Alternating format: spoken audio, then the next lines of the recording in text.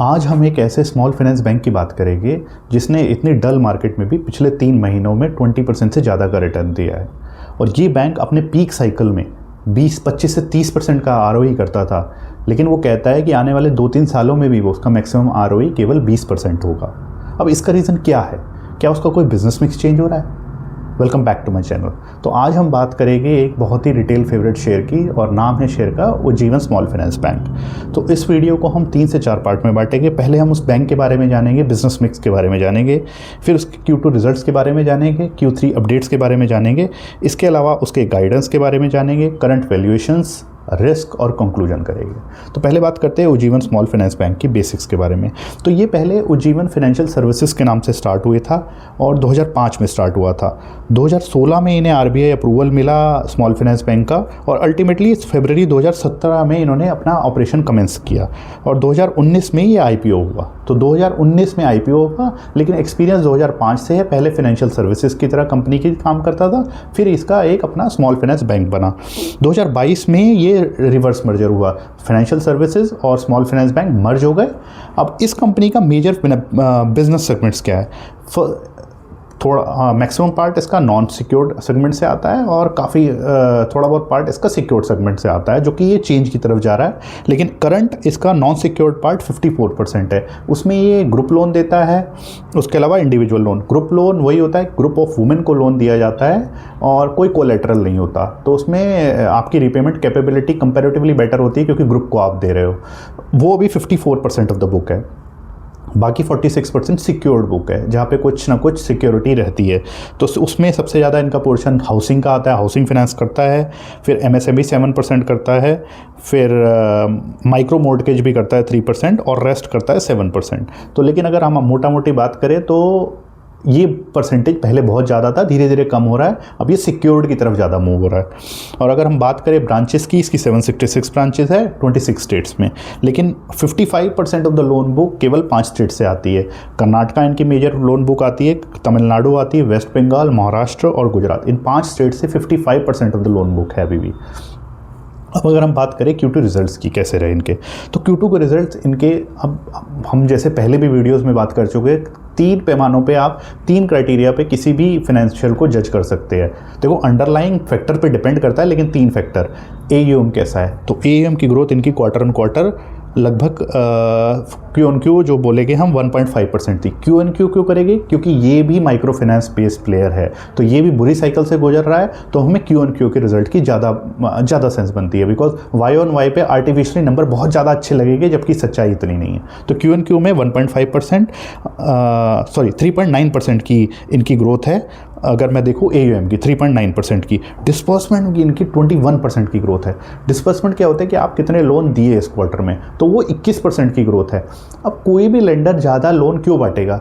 जब वो कॉन्फिडेंट होगा कि कलेक्शंस एफिशिएंसी सही चल रही है, हम कलेक्ट कर पा रहे हैं लोन, अदरवाइज वो लोन नहीं बांटेगा। 21% Q growth is very good. अब इसके अलावा 2 फैक्टर और मैंने बताए थे, ROA और ROE। ROA और ROE भी डायरेक्शनली अच्छी तरफ बढ़ रहा है। लास्ट क्वार्टर में 0.8 था ROA, अब वो 1% हो गया।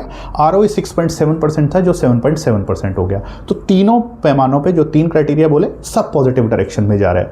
एब्सोल्यूट नंबर सेंस नहीं बनता, एक डायरेक्शनली सेंस बनता है कि आप किस डायरेक्शन में जा रहे हो। अब इसके अलावा अगर मैं बात करूँ प्रॉफिटेबिलिटी नंबर्स की, जो प्रॉफिटेबिलिटी मैट्रिक्स होती है, तो आप चाहे उसमें बात कर लो, आप नेट इंटरेस्ट इनकम की, वो भी बड़ा है। नेट इंटरेस्ट मार्जिन भी इनका लास्ट क्वार्टर से बड़ा है, 7.7 से 7.9 हो गया है।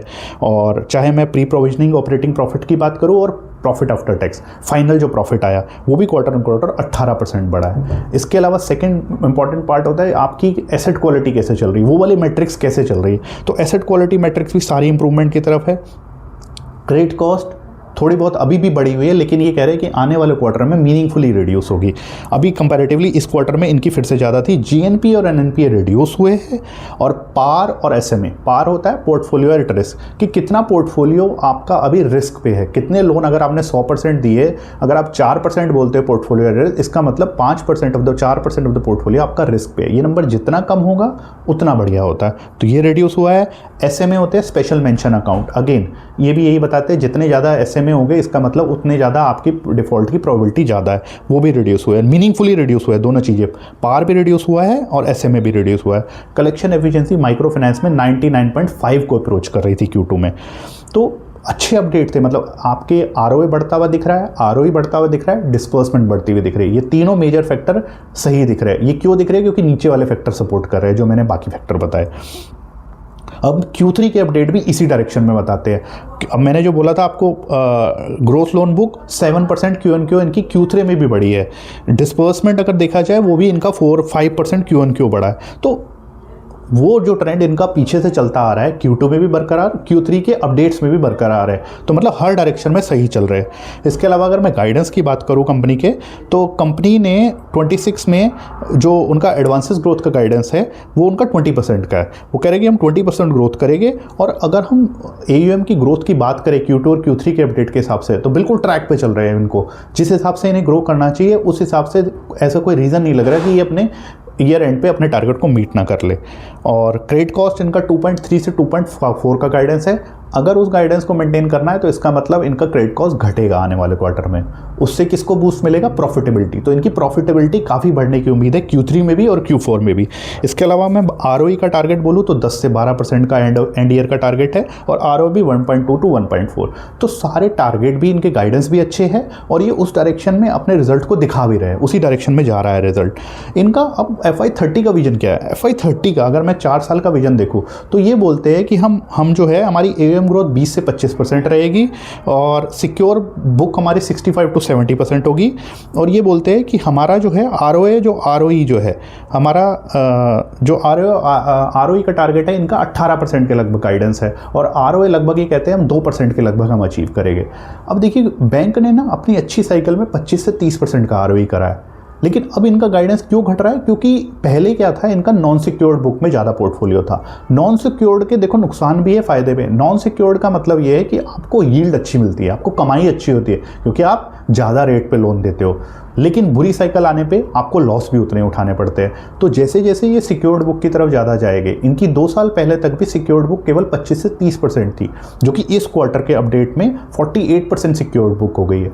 और लॉन्ग टर्म में ये FY30 तक कहते हैं हमारी 65 to 70% बुक जो है हमारी सिक्योर होगी। अब सिक्योर बुक होने से आपकी प्रॉफिटेबिलिटी बच तो जाती है बुरी साइकिल में, लेकिन इतनी तेज़ी से ग्रो नहीं होती। इसलिए इनका ROE का टारगेट भी 15 से 20% के लगभग है, और ROA का टारगेट लगभग ये कहते हैं 2%। जबकि पुरानी साइकिल में इन्होंने ROA जनरेट किया था 4%, 3.54, और ROE 25 से 30%। अब वैल्यूएशन की बात करते हैं। अगर मैं वैल्यूएशन की बात करूं तो लास्ट 5 साल में कंपनी ने अपने AUM को 21% की ग्रोथ से बढ़ाया है। तो यानी AUM लोन, जो आपकी लोन बुक है वो 21% से बढ़ रही है, which is a very good number. और अगर हम ROA पीक की, जो मैंने बताया आपको 4% का जनरेट किया है कंपनी ने 3.9, ROE लगभग 32% का जनरेट किया, 31% का। तो ये बहुत ही ज़बरदस्त नंबर है। FY23 में करे थे, 24 में भी बहुत अच्छे नंबर थे, लेकिन अब ये नंबर रिपीट नहीं होंगे। Late me be very clear, क्योंकि जो आपका सिक्योर बुक पे पार्ट बढ़ रहा है, और अभी जो प्राइस टू बुक कंपनी का चल रहा है 1.88 है। कंपनी को ऑलरेडी रिवॉर्ड कर दिया है मार्केट ने पिछले 2-3 महीने में, बिकॉज ये बहुत ही ना अपने पुराने साइकिल में बहुत अच्छे जनरेट करता है। तो ये माइक्रो फाइनेंस करना जानते हैं, इसलिए मार्केट इनको पहले से ही रिवॉर्ड करना स्टार्ट कर दिया है। लेकिन इस समय प्राइस टू बुक 1.88 है और मीडियन 1.5 है। देखिए, करंट प्राइस टू बुक आपको दिखाता है कि ये ऑलरेडी अपने मीडियन को क्रॉस कर चुका है। तो PB रेटिंग की प्रोबेबिलिटी यहाँ से बहुत कम दिखती है। हालांकि ग्रोथ अभी हो सकता है आने वाले टाइम में शेयर प्राइस में भी रिफ्लेक्ट होने लग जाए। अब देखिए, रिस्क भी होते हैं। रिस्क इसका सबसे बड़ा होता है कि देखिए, माइक्रो फाइनेंस इंडस्ट्री में है तो साइक्लिकल इंडस्ट्री है, तो डेफिनेटली साइक्लिकल इंडस्ट्री को आपको ट्रैक रियल किसी भी चीज़ के कारण से प्रॉब्लम हो जाती है। बारिश ज़्यादा हो जाए, बारिश ना हो, राइट, कोई गवर्नमेंट का कुछ हो जाए, तो हर चीज़ से ये इम्पैक्ट होते हैं। सेकेंड, जोग्राफिकल कंसंट्रेशन रिस्क से टॉप 5 स्टेट से आपका 55% of the loan book generate होती है। तो इनको भी प्रॉब्लम हुई थी, कर्नाटका से इन्हें प्रॉब्लम हुई थी। जब ऑर्डिनेंस आया था तो इनकी लोन बुक इम्पैक्ट हुई थी, क्योंकि इनका कर्नाटका में एक्सपोजर बहुत ज़्यादा है, प्लस रेगुलेटरी रिस्क हर समय रहते हैं, राइट। तो अगर मैं अब इन सारे डिस्कशंस का एक कंक्लूजन निकाल के बताऊँ आपको, देखो कंपनी क्लियरली दिख रही है पार्ट टू रिकवरी पे है। कंपनी के सब मैट्रिक्स इंप्रूवमेंट जा रहे हैं, ROA हो, चाहे ROE हो, चाहे AUM ग्रोथ हो, चाहे डिस्पर्समेंट हो, हर चीज़ सही डायरेक्शन में जा रही है। But let me be very clear कि there are very less chances of PE re rating, क्योंकि अब आपको लोन बुक की ग्रोथ से इनकी ग्रोथ तो मिल सकती है, लेकिन पी री रेटिंग की प्रोबेबिलिटी कम है। हालांकि पीक साइकिल में इस बैंक को 4.2 का भी प्राइस टू बुक मिला है, लेकिन तब आरओई, तब क्वालिटी मैट्रिक्स अलग थे जो रिटर्न जनरेट करता था। But you never know what market can give. But share बहुत ही स्ट्रेंथ दिखा रहा है लास्ट 3-4 महीने में, और काफ़ी ज़्यादा इसको मार्केट ने ऑलरेडी रिवार्ड कर दिया है। देखिए, अब जो है ग्रोथ विद स्टेबिलिटी प्ले ज़्यादा है रादर देन री रेटिंग प्ले। मैं कहूँगा ग्रोथ कन्वर्ट होगी शेयर प्राइस में, ये ज़्यादा प्रोबेबिलिटी है रादर देन पी री रेट हो, क्योंकि पी ऑलरेडी ठीक ठाक लेवल पे पहुँच चुका है। और इसके अलावा अगर मैं बात करूँ कि अब पुराने नंबर्स की एक्सपेक्टेशन थोड़ी बेईमानी होगी, क्योंकि बैंक सिक्योर मिक्स की तरफ ज़्यादा जा रहा है। अब आप मान सकते हैं कि जो आरओए 4% और आरओए 30% देखा था, वो नहीं दिखेगा कंपनी में, क्योंकि सिक्योर्ड मिक्स पड़ रहा है, तो आपकी ये दोनों चीज़ें थोड़े कम की तरफ ही आएगी। पॉजिटिव फैक्टर ये है कि डाउन साइकिल में इसको इस चीज़ का फ़ायदा होगा।